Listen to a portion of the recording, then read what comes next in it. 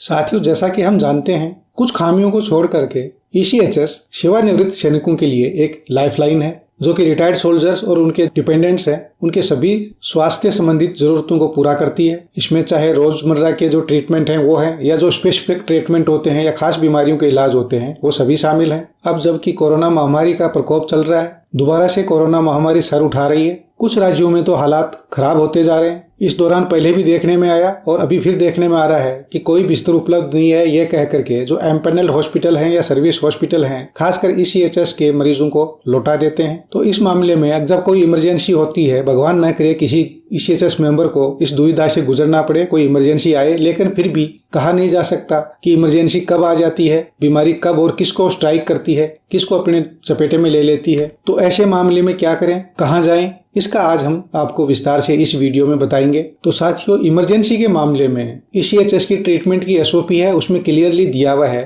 Para 16 से लेकर के 19 तक। खासकर जो पैरा 16G है, उसमें इसका क्लियरली मेंशन है कि इमरजेंसी के केस में आप क्या कर सकते हैं, किस तरह से ट्रीटमेंट ले सकते हैं। उसी चीजों का हम आपको इस वीडियो में बताते हैं। जब भी इमरजेंसी होती है, किसी भी तरह की इमरजेंसी होती है, रात बिरात जब भी होती है, सबसे पहला काम आपका यह होना चाहिए कि आप पेशेंट को नियरेस्ट हॉस्पिटल में ले जाएं, जहां पर उस बीमारी की बेहतरीन सुविधा उपलब्ध है। चाहे वो हॉस्पिटल एम्पैनल्ड है, सर्विस हॉस्पिटल है, अगर ऐसा है तो बहुत अच्छा है, नहीं तो जो भी प्राइवेट या जो भी हॉस्पिटल अवेलेबल है उसमें आप जा सकते हैं, ट्रीटमेंट अच्छे से करवा सकते हैं। पहले तो पैसा आपकी जेब से लगेगा, लेकिन बाद में वो क्लेम हो जाता है। अगर एम्पैनल्ड या सर्विस हॉस्पिटल है, आपको चिंता करने की जरूरत नहीं है, सिर्फ आपके पास अपना ईसीएचएस का कार्ड होना चाहिए। लेकिन वो अस्पताल नॉन एम्पैनल्ड है, कोई प्राइवेट हॉस्पिटल है, तो आपका काम सबसे पहले है, अगर आप इस कंडीशन में है तो ठीक है, अदरवाइज तो जो आपके रिश्तेदार हैं उनको जो नियरेस्ट ईसीएचएस पॉलीक्लिनिक है, यहाँ ध्यान देने वाली बात है, नियरेस्ट पॉलीक्लिनिक, ईसीएचएस की नियरेस्ट पॉलीक्लिनिक, अगर वो आपकी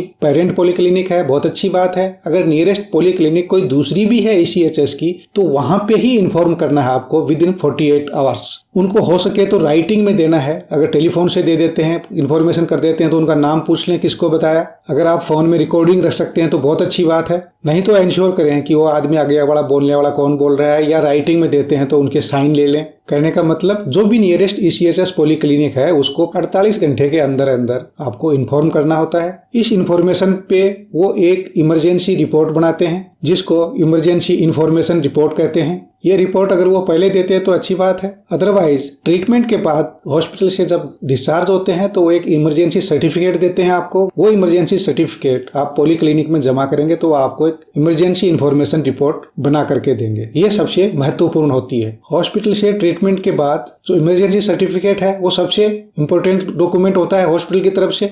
उसमें आपको लिखवा कर लेना है कि आपको किस इमरजेंसी में भर्ती करवाया गया था। इमरजेंसी कोई भी हो सकती है, लेकिन उसका नाम मेंशन होना जरूरी है। उसी इमरजेंसी सर्टिफिकेट के बेस पे आप emergency information report ECHS polyclinic से ले लें, जिसको आपने इन्फॉर्म किया था भर्ती करते टाइम। इसके साथ ही हॉस्पिटल से सारे ट्रीटमेंट के डॉक्यूमेंट ले लें, जिसमें सारे प्रिस्क्रिप्शंस वगैरह हैं, जो इन्वेस्टिगेशन हुई है उनकी रिपोर्ट है, उनके कोई किसी तरह के पाउच या जो लेबल वगैरह हैं, एक्सरे की फिल्म वगैरह है, यानी जितना भी ट्रीटमेंट में कार्रवाई हुई है, जिसके डॉक्यूमेंट बने हैं, जिसके इन्वेस्टिगेशंस हुए हैं, वो सारे दस्तावेज आप वहां से साइन करवा करके उनसे इकट्ठे कर लें। हर चीज का अलग अलग उसमें क्या उन्होंने सर्विस दी उसका सबका बिल ले लें। जितना भी आपने जिस जिस चीज का पेमेंट किया है हॉस्पिटल का, उसकी रसीद ले लें। अगर कोई पेमेंट आपने क्रेडिट कार्ड, डेबिट कार्ड या जो ऑनलाइन तरीके से किया है, उसका भी प्रॉपर रिसिप्ट लेकर के रखें।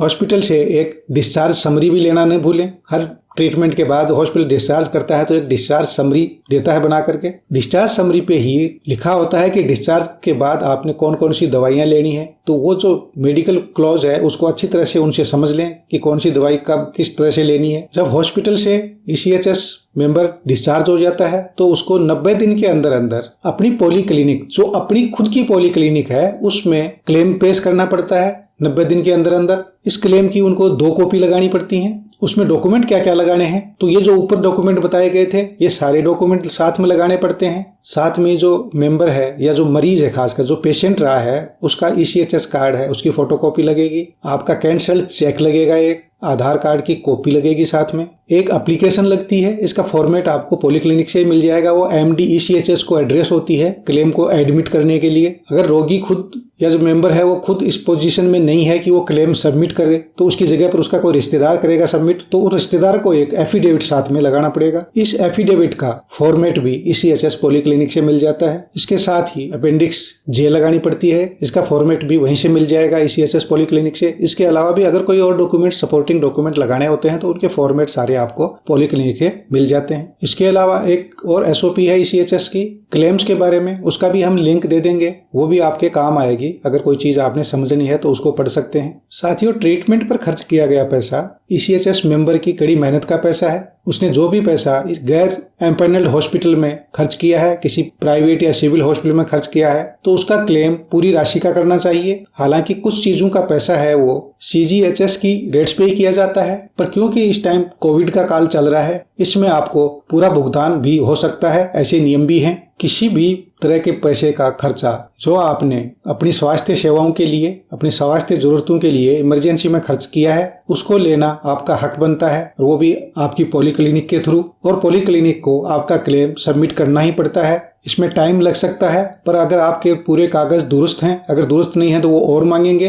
टाइम लगने के बाद आपको पैसा जरूर मिलेगा। इसके लिए आप अपनी पेरेंट पॉलीक्लिनिक का पीछा न छोड़ें। फिर भी अगर प्रॉब्लम आती है तो ECHS के हेड ऑफिस से भी बात कर सकते हैं, उनको भी कंप्लेन कर सकते हैं। इसके बावजूद भी अगर प्रॉब्लम सॉल्व नहीं होती है तो आप न्यायिक प्रक्रिया भी अपना सकते हैं। आजकल न्यायालयों में इन मामलों की सुनवाई बहुत अच्छी तरीके से होती है, और न्यायालयों का मानना है जो रिटायर्ड सरकारी कर्मचारी है उसका जो मेडिकल खर्चा है वो चाहे उसने कहीं पर भी किया है, इमरजेंसी में किए गए खर्चे का भुगतान करना सरकार का काम है। साथियों, ECHS का सिस्टम है, ये दुनिया का सबसे अच्छा सिस्टम है। हालांकि जानकारी के अभाव में हम उसका फायदा नहीं ले पाते हैं, या कुछ लोग हैं वो ये सोचते हैं कि रिटायर्ड सोल्जर को इसके बारे में कुछ अता पता नहीं है, इसलिए उसको टरकाने का या दुखी करने का या चक्कर लगवाने का काम करते हैं। तो इन सब बातों से निराश न हो। सुनवाई के तरीके हो रखे हैं। आजकल ECHS हेडक्वार्टर ने ये सिस्टम बना रखा है कि अगर किसी भी तरह की प्रॉब्लम है तो वो नहीं चाहते कि इसका कोई लिटिगेशन हो, कोई कोर्ट केस हो, आगे प्रॉब्लम बढ़े। उन्होंने सिस्टम डेवलप कर रखे हैं ताकि उस चीज को टाइम से निपटारा किया जा सके।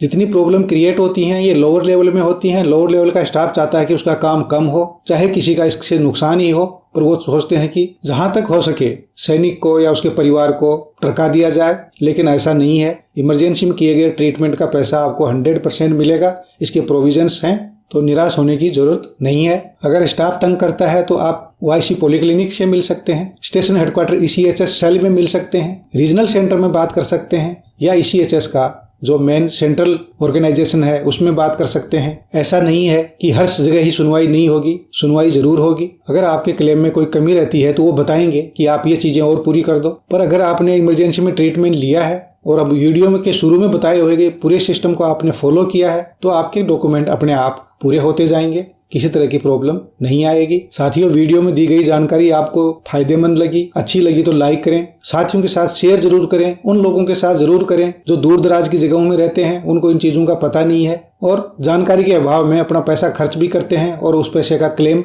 नहीं ले पाते हैं। साथियों, ECHS से संबंधित सेवाओं, प्रॉब्लम और उनके सॉल्यूशन से संबंधित बहुत से वीडियो हमने बना रखे हैं। उनकी जो प्लेलिस्ट है उसका भी लिंक हमने डिस्क्रिप्शन में दे दिया है, वो भी आप देख सकते हैं। अगर और भी कोई समस्या है, आपको लगता है कि उस चीज पे वीडियो बनना चाहिए, समझने में आसानी होगी, तो आप कमेंट बॉक्स में जरूर लिखें। हमारी कोशिश होगी कि जल्दी से जल्दी उन चीजों पर भी वीडियो बनाया जाए। जय हिंद, जय भारत।